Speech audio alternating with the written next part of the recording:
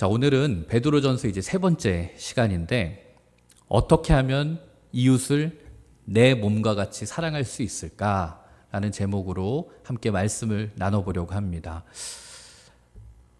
제목만 들어도 이렇게 확 부담이 되는 그런 말씀. 우리가 성경을 읽으면 읽을수록 마음에 부담이 되지 않니? 아, 난 이렇게 못 살겠는데. 지금 누군가를 사랑하는 거 너무 힘든데. 아, 예수님 왜 이렇게 부담스러운 말씀만 주실까? 자, 그런데 오늘 이제 그거에 대한 우리들이 조금 답을 찾아가는 그런 시간이 될 것 같아요. 자, 우리 오늘 말씀을 이제 보다 보면 이거 베드로 전서잖아요. 그러니까 누가 썼을까? 사도 바울이 썼을까? 자, 베드로가 썼습니다. 베드로가 썼는데 베드로 사도가 우리들에게 오늘 말씀을 통해서 권면하는 내용이 나와요. 권면하는 거. 그게 뭔가 하면 깨끗한 마음으로 서로 끊임없이 사랑하십시오. 깨끗한 마음으로 서로 끊임없이 사랑하래요. 확 부담이 되는데 여러분이 베드로라고 하는 사람, 여러분도 어렸을 때 성경 이야기 이렇게 보면서 베드로라는 사람에 대해서 알 것 같아요. 베드로라는 사람은 여러분 사실 이렇게 사랑이라는 단어와 어울리는 사람이 아니었어요. 베드로라는 사람은 예수님에게 제자로 이제 선택받고 그렇게 예수님의 제자로 살아가는 그 동안에서도 참 좌충우돌하는 사람이었어요. 먼저 베드로라는 사람의 직업은 어부였습니다. 그러니까 얼마나 바닷가에 그 물고기 잡는 일을 하는 거친 사람이었겠어요. 게다가 이 베드로는 자기를 드러내는 걸 참 좋아하는 사람이었어요. 그래서 뭐만 하면 저요 막 이런 스타일 있잖아요. 베드로가 좀 그런 스타일이었어요. 게다가 또 여러분 진짜 자기가 꼭 대장 노릇을 해야만 직성이 풀리는 사람. 자기가 조장을 해야 되고 자기가 리더를 해야 되고 자기가 그 칭찬을 받아야 되는 그런 사람이었다고요. 게다가 다혈질이었어요. 그래서 예수님한테 때로는 막 대들기도 하고.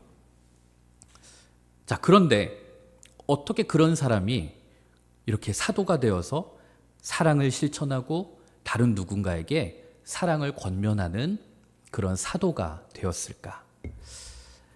자, 일단 오늘 본문을 보면 한 절이지만 여기에 많은 가르침을 주는데 우리가 서로가 누군가를 사랑하기 위해서는 단계가 필요하다는 것을 우리들에게 알려줘요. 그냥 여러분들이 내가 그래 오늘부터 아빠를 사랑해야지, 엄마를 사랑해야지, 내가 그 친구를 사랑해야지 마음 먹는다고 여러분 그게 되는 게 아니라는 거예요. 우리가 정말 오늘의 그 말씀처럼 누군가를 꾸밈 없이 가식 없이 정말 진심으로 사랑하기 위해서는 제일 먼저 우리들에게 필요한 단계가 있는데 그것이 바로 진리에 순종하는 것이라는 거예요. 진리에 순종하는 것. 진리에 순종한다는 것이 뭘 의미하는가 하면은 하나님의 말씀, 진리의 하나님의 말씀을 듣고 그것을 여러분 실천하는 거예요. 실천하는 거. 여러분들이 교회를 다녀도 혹은 교회를 안 다니는 친구들을 봐도 가끔 보면 우리 주변에 진리 그 자체에 대해서 관심이 많은 사람들이 있어요. 그래서 종교를 갖고 있진 않지만 이슬람교도 가보고 불교도 가보고 법전 책도 읽고 성경도 보고 이렇게 과연 진리란 무엇일까? 이런 거에 관심이 많은 사람들이 있어요. 이런 사람들은 진리에 대해서 이야기를 나누는 것을 좋아합니다. 그리고 진리를 배우는 것에도 열심히 해요. 그냥 진리 그 자체 관심이 많은 거예요. 근데 여러분 이게 교회 안에도 있습니다. 교회 안에도 어떤 진리에 대한 갈급함이 있어서 찾아오는 분들이 있어요. 그런 분들은 보통 어떤 그 성경적인 이야기나 성경의 교훈과 이런 거에 대해서 이야기 나누는 것을 무척 좋아합니다. 그리고 어떤 거기서 깨달음을 얻는 것도 좋아하고 그걸 가지고 소그룹이나 이런 데서 나누는 것을 좋아하는 분들이 있어요. 그러나 여러분 우리가 진리에 대해서 하나님의 말씀에 대해서 많이 듣고 공부도 하고 대화도 나누고 토론도 하고 많은 시간을 우리가 보내도 그 하나님의 말씀에 우리들이 순종하지 않으면 그 하나님의 말씀을 우리가 삶의 자리에서 구현해내지 못하면 실천하지 못하면 그게 아무 소용이 없다는 이야기인 거예요. 왜냐하면 여러분 진리를 아는 것, 성경 공부를 많이 하는 것만으로 우리를 참사랑으로 이끌지 못한다는 거예요. 그렇지 않니요, 얘들아? 너희 부모님이 어디 가서 구약계관, 신약계관, 제자훈련 뭐 다 했어. 초급반부터 다. 그 어머니가 그래서 예수님처럼 되시니? 아닌 경우들 있잖아. 주변에 무슨 교육이, 원래 교육은 교회 안에 무슨 강좌가 많아. 그런 걸 다 해. 근데 과연 엄마의 모습을, 아빠의 모습을 보면 달라지냐는 거지. 왜 그런가 하면 진리라는 거, 하나님의 말씀은 우리들이 이것을 그냥 머리로만 아는 차원이 아니라 우리들이 이 진리가 우리 삶 가운데 펼쳐지려면 우리가 그 말씀에 순종하는, 그 말씀을 따라서 내가 행동하고 실천하려고 하는 그것이 반드시 필요하다는 거예요. 그래서 오늘 말씀처럼 우리가 그 진리의 말씀에 이제 순종하면, 우리가 그 말씀을 실천하면 그 다음에 어떻게 되는가 하면 우리의 영혼이 깨끗하게 된다. 성경은 지금 그 단계를 이야기해요. 바꿔 말하면 우리들이 진리의 말씀, 하나님의 말씀을 듣고 순종하지 않으면, 그것을 삶의 자리로 옮기지 않으면, 실천하지 않으면 우리의 영혼도 깨끗해질 수 없다. 이 이야기를 하는 거예요. 우리가 아무리 예배당에서 뜨겁게 예배를 드리고 두 손을 벌리고 찬양을 하고 기도를 하고 방언으로 정말 하나님 앞에 우리들의 모든 것 다 쏟아 놓으면서 막 기도를 해도 우리가 예배당 밖으로 나가서 진리의 말씀대로 살려고 하는 노력을 하지 않으면 우리의 영혼은 절대로 깨끗해질 수 없습니다. 쉽게 말해서 좋은 설교, 좋은 예배, 감동적인 찬양, 이것만으로는 우리들의 영혼이 맑아질 수 없다는 거예요. 우리가 하나님의 말씀을 듣고 순종할 때, 그것을 여러분들의 삶의 자리에서 행동해 보려고 하고 지켜보려고 할 때, 그때 그것이 우리들의 영혼의 검은 때를 다 벗겨지게 만든다는 거예요. 우리가 여름에 같이 큐티에 대한 이야기를 한번 나눴었잖아요. 같이 밖에 나가서. 그때 제가 큐티를 하는 거에 있어서 가장 중요한 게, 여러분 제가 뭐라고 그랬죠? 우리가 큐티 할 때 본문을 보면서 해석을 잘하는 것도 중요하고 그것을 깊이 읽는 것도 중요하고 여러 번 소리내서 읽는 것도 다 중요하지만 반드시 빠지면 안 되는 것이 바로 구체적인 적용이라고 그랬어요. 실제 내 삶에서 행동할 수 있는 실제적인 적용이 없으면 우리가 아무리 기가 막히게 큐티를 해도 아무 소용이 없다는 거예요. 큐티의 완성은 적용에 있듯이 우리들의 신앙의 완성도 내가 하나님의 말씀을 내 주어진 삶의 자리에서 어떻게 구현해내는가, 거기에 달려 있다는 거예요. 요즘 사랑이라는 단어, 여기에 대해서 제가 생각을 해봤어요. 요즘 여러분 사랑이라는 단어를 얘기하다 보면 굉장히 자주 언급되는 방향성이라는 게 있어요. 그게 뭔가 하면은 쉽게 말하면 그거예요. 요즘 그런 말 많이 하죠. 나 자신을 사랑해야 된다. 나를 내가 사랑해야 된다. 나를 사랑하는 것이 모든 사랑의 출발점이다. 그러면서 막 그러잖아요. 내가 내 자신을 사랑하지 못하는데 누가 나를 사랑할 수 있겠냐는 거죠. 자존감 얘기하면서. 그래서 막 여러분, 제가 예전에 그 목회 상담센터 상담 받을 때 저는 그 정신분석학적으로 초자아가 되게 강하대요. 근데 보통 여러분 성직자들이 자기 안에 있는 그 프로이트 관점에서 초자아라는 것이 굉장히 강한 경우가 많아요. 이게 뭔가 하면은 초자아는 우리식으로 하면 무서운 선생님이야. 내 안에 있는 초자아. 그러니까 이게 너무 무서운 선생님이 있으니까 내가 나 스스로 내가 뭔가 실수를 하고 잘못을 했을 때 내가 막 나를 채찍질하는 거야. 아유, 이 원석이 바보 같은 놈. 그걸 그렇게 못하냐? 뭐 어디 예매를 했는데 잘못 예매해가지고 못 갔어. 그럼 아유, 이 바보야. 너는 그 예매 하나를 제대로 못하냐? 내가 나 스스로를 질타하고 내가 나를 막 혼내는 거야. 그러다 보니까 오늘날 여러분들이 힘들어서 어디 상담을 받고 이러면 거기서 항상 얘기를 하죠. 원석 씨 스스로를 사랑할 수 있어야 돼요. 여러분, 자기가 자기를 먼저 사랑해야 돼요. 그래서 막 그런 거 가르쳐줘. 거울 보고 하루 아침마다 그래 원석아 오늘도 수고했어. 막 이런 거 가르친단 말이에요, 여러분. 이게 틀린 말일까요? 이거 맞는 말이에요, 여러분. 내가 나를 사랑할 수 있어야 돼요. 여러분마저 여러분을 사랑하지 않으면 누가 여러분을 사랑하겠어요? 자, 그런데 여기서 한 가지 짚고 싶은 것은 그거예요. 너무 요즘은 자기에 대한 사랑을 강조하다 보니까 밑도 끝도 없이 이제는 무조건 나 자신에게만 집중하는 상황이 되어버렸어요. 그쵸? 모든 엄마들이 다 자기 자식이 중요해요. 우리 가정이 중요해요. 여러분들도 내 성적이 중요해요. 내 자신이 중요해요. 내 사랑받는 게 중요한 거예요. 그러다 보니까 이제는 타인의 어떤 상황, 다른 사람들의 감정, 이거는 전혀 고려하지 않게 되고 그저 아무런 제한 없는 무제한적인 자기 사랑에 빠져 있는 모습을 요즘 많이 보게 된다는 거예요. 그런데 정말 신기한 건 여러분, 이것이 우리를 자기 사랑이라고 하는 감옥 안에 나를 가두게 된다는 거예요. 그냥 타인을 향한 사랑은 다른 누군가를 내가 사랑하고 그들을 배려하는 건 마치 굉장히 어리석고 바보 같아 보이는 사람으로 되고 내가 나 자신에게 집중하고 나를 사랑하는 것이 마치 지혜로운 사람, 현명한 사람처럼 얘기한다는 거죠. 그런데 성경을 보면 좀 반대죠.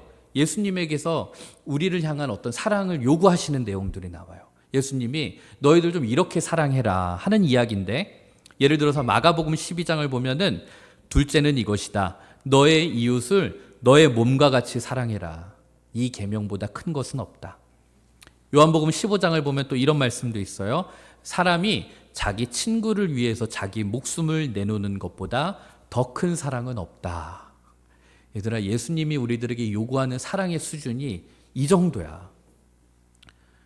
숨이 턱턱 막히지 않니? 내 이웃을 나의 몸과 같이 사랑할 수 있어야 된다. 이거보다 큰 계명이 없대요.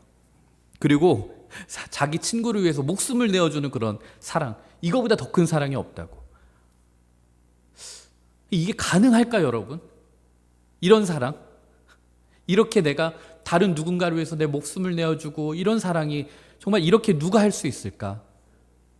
그런데 여러분, 우리 그 기독교 역사 속의 긴 역사를 보면, 아니 오늘날 선교의 역사들, 수많은 그리스도인들의 희생의 역사들을 보면 이런 인물들이 나오거든요. 이태석 신부님 같은 분, 자기 암 걸리면서까지 누군가를 끝까지 지켜내고, 마더 테레사 수녀, 개신교 목사님, 선교사님들도 많아. 근데 그분들 드러나지 않아서 그래. 그런 분들 진짜 많은데 어떻게 이런 사랑들을 할 수 있을까? 자기 목숨까지 내어주는, 나도 그거 못하겠거든. 나도 내가 너희들을 위해서, 너희들도 물론 나를 위해서 목숨까지 내어놓지 않을 거라는 걸 내가 알지만, 나도 솔직히 얘기하면 성도들을 위해서, 여러분들을 위해서 내 목숨을 내어놓는 사랑, 이거 어렵거든.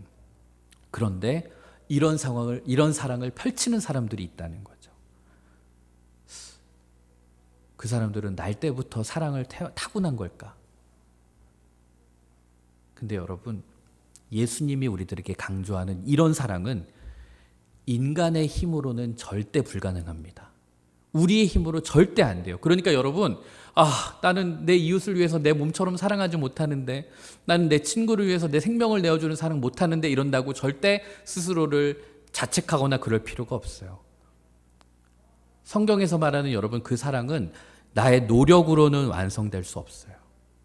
그래서 막 우리들, 그래, 내가 집에 가서 엄마를 사랑해야지 하고 가지만 엄마의 잔소리를 듣다 보면 내가 다시 엄마가 미워지고, 그래, 내가 그 친구, 내 언니를, 내 오빠를, 형을 사랑해야 하지만 막상 만나면 우리들이 금방 실패하게 돼요. 왜냐하면 사랑은 우리의 의지와 노력으로 되는 게 아니기 때문에 그래요. 가장 중요한 것, 사랑에서 가장 중요한 것은 우리들이 예수님의 사랑을 우리들이 기억하는 거예요. 자, 여기서 중요한 포인트는 내가 예수님을 사랑하는 거 말고, 내가 예수님을 얼마나 사랑하는 거 그거 말고, 예수님이 나를 얼마나 사랑하시는가, 그것을 아는 것이 중요하다는 거예요. 나를 향하신, 우리를 향하신 예수님의 그 사랑을 우리가 모른 채 누군가를 사랑하려고 하잖아요. 그럼 어떤 모습이 드러나는가 하면 그 사랑이 굉장히 가식적이기도 하고 위선적인 모습으로 나와요. 내 안에 사랑이 충만한, 예수님의 사랑이 가득해서 아니라 그냥 내가 사랑을 해야지 해서 그래서 누군가를 하다 보면 되게 느끼하잖아요, 여러분. 그런 사랑 받아봤어요? 되게 오버하는 사랑, 부담스러운 사랑, 가식적인 사랑이 나올 수 있다고요. 그런데 베드로 사도가 여러분 오늘 말씀 속에서 여러분 사랑하십시오라고 얘기하기 전에 어떤 이야기를 하는가 하면 18절 19절을 보면 여러분은 조상으로부터 물려받은 여러분의 헛된 생활 방식에서 해방되었습니다. 이렇게 얘기해요. 그러면서 여러분도 아시지만 그것은 은이나 금과 같은 썩어질 것으로 된 것이 아니라 흠이 없고 티가 없는 어린 양의 피와 같은 그리스도의 귀한 피로 되었습니다. 이렇게 얘기합니다. 여기서 여러분 해방이라는 단어가 나와요. 해방, 풀려났다, 자유하다. 이게 조금 더 여러분 어려운 용어로 제가 얘기하면 대속이라는 표현이요. 대속의 은총, 대속의 은혜 이런 표현 교회에서 가끔 쓰거든요. 이게 뭔가 하면은 대신 그 사람의 값을 지불한다는 거예요. 여러분들이 잘못을 해서 감옥에 갇혔는데 너무 죄가 커서 그걸 풀려나려면 어마어마한 금액의 돈을 주고 나와야 되는데 여러분에게 그 돈이 없어. 그럼 여러분들은 그 돈 그거만큼 살아야 되는데 그때 하나님께서 우리들의 그 죄값을 대신 치르고 우리를 풀려나게 해주셨다. 우리를 해방시켜 주셨다. 이것이 여러분 대속이라는 단어예요. 그런데 하나님께서 이 대속의 은혜, 우리를 풀려나게 해주기 위해서 죄값을 치른 그것이 단순히 금이나 은 이런 것으로 된 것이 아니라는 거예요. 돈 정도의 수준이 아니라 그 우리들의 죄값을 사하시기 위해서 치른 그게 뭔가 하면 흠이 없고 티가 없는 어린 양 예수 그리스도의 피로 되었다. 아무 죄도 없는, 아무 잘못도 없는 그 예수님이 저와 여러분의 죄를 위해서 대신 그 죄값을 치러주셨다는 거예요. 그게 여러분 십자가 구원의 은혜라는 거예요. 그래서 우리들이 그것을 기억하기 위해서 벽에 십자가를 걸고 목에 십자가 목걸이를 매는 거예요. 그러므로 여러분 우리들이 내 주변에 있는 이웃을 내 몸과 같이 사랑하려면 제일 먼저 우리들이 알아야 될 것은 예수 그리스도의 십자가의 사랑입니다. 이것에 대한 감사와 감격, 그 감동이 우리의 안을 채워야 되는 거예요. 자, 여러분 예를 들어서 물컵이 하나 있다고 쳐봐요. 이거 물컵은 아닌데 그릇이에요. 여기다가 제가 물을 붓는다고 쳐요. 물을 붓다 보면 물이 조금씩 들어가다 보면 어느 순간에 물이 가득 찰 거 아니에요. 그러면은 가득 찬 물이 이제 흘러 넘치죠. 결국은 이게 흘러 넘치게 될 거 아니에요. 이게 바로 성경이 우리들에게 말하는 사랑의 원리라는 거예요. 우리가 누군가를 사랑해야지 의지적으로 뭔가 할 수 있는 것이 아니라 내 안에 나를 향하신 그 값없이 치러주셨던 그 예수님의 그 사랑이 내 안에 조금씩 차오르는 거예요. 예수님이 나를 이렇게 사랑하셨지. 정말 그것을 위해서 나 대신 그 십자가의 은혜가 있었지. 그것이 점점 채워지는 건데 그것이 채워지다 보면 어느 순간에 나를 넘어서서 흘러넘치게 되는 거예요. 내가 누군가를 막 사랑해야지 쥐어짜는 게 아니라 내 안에 예수님의 사랑이 가득 차 올라가다가 나중에 더 이상 담길 데가 없어서 그게 흘러넘치는 거. 그게 성경이 우리들에게 누군가를 사랑할 수 있는 방법에 대해서 얘기하는 거예요. 마더 테레사, 그런 우리들이 생각하는 말도 안 되는 그 오지에 가서 원주민들을 사랑하고 하는 그분들이 그래 내가 원주민들을 사랑하는 삶을 한번 해봐야지 이래서 가는 거 아니란 말이에요. 그렇게 가는 선교사님들도 여러분 있어요. 근데 그런 선교사님들 가서 어떻게 되는 줄 아세요? 5년, 6년 하다가 금방 지쳐서 병 나고 아프고 정신적으로 힘들어지고 그리고 나중에 선교는 뒤척이고 마치 선교가 사업이 돼버리는 쥐어짜는 사랑은 반드시 그런 문제들이 발생해요. 그러나 그 내 안에 사랑이 이제 넘쳐 흘러서 더 이상 감당이 안 되니까 이것을 내가 세상으로 흘려보내겠다고 나가서 자기의 목숨까지 내어주는 사랑하시는 분들, 그분들은 그 안에 사랑이 차고 넘쳤다는 거예요. 오늘 이 베드로 전서를 쓴 이 베드로는 여러분 아까도 얘기했듯이 사랑의 사도가 됩니다. 그런데 이 베드로가 어떻게 이렇게 깊은 사랑의 사도가 되었는가 하면 베드로 역시 자신을 향한 그 예수님의 사랑을 맛보고 느끼고 깨달았기 때문에 그래요. 여러분 베드로는 참 유명한 사람이긴 하지만 우리가 볼 때 완전한 사람은 아니에요. 자, 베드로는 예수님을 배신한 사람으로 유명합니다. 여러분도 아마 들어봤을 거예요.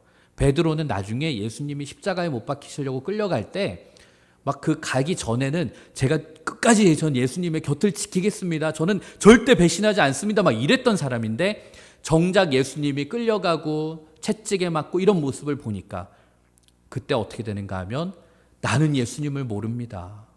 나는 저 사람을 모릅니다. 이러는 거예요. 심지어 그것도 3번이나.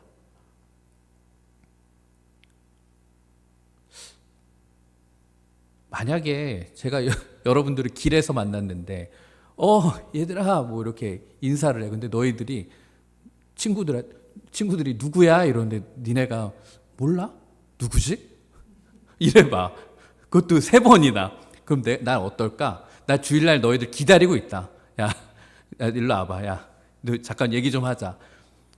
야, 내가 그렇게 부끄럽니? 너 그렇게 친구들한테 얘기하기가 그렇게 창피해? 예수님은 어떻게 하셨을까? 이 베드로가 그렇게 예수님이 돌아가시고 나서 예수님 제자들이 얘들아 그렇게 예수님에게 옆에서 가까이 배웠는데도 불구하고 예수님이 돌아가시고 나서 다 흩어져. 그렇게 예수님이 정말 가르쳤는데 그리고 각자 다시 자기 삶의 자리로 돌아가요. 베드로는 삶의 자리가 어디였을까요? 갈릴리 바닷가. 이제 어부의 생활을 다시 하는 거예요. 꿈 같던 시간 다 지나가고. 근데 뭐 손에 잡히겠어요? 내가 예수님을 배신했다는 죄책감도 있고 그리고 물고기 금을 던져도 안 잡히고 밤이 새도록 물고기 잡아보려고 했는데 안 됐어. 그래서 그래 이제 이것도 안 되는구나 이러고 풀이 죽어서 이제 바닷가에서 이제 나오는 그때 예수님이 부활하셔서 그 제자들을 찾아가세요.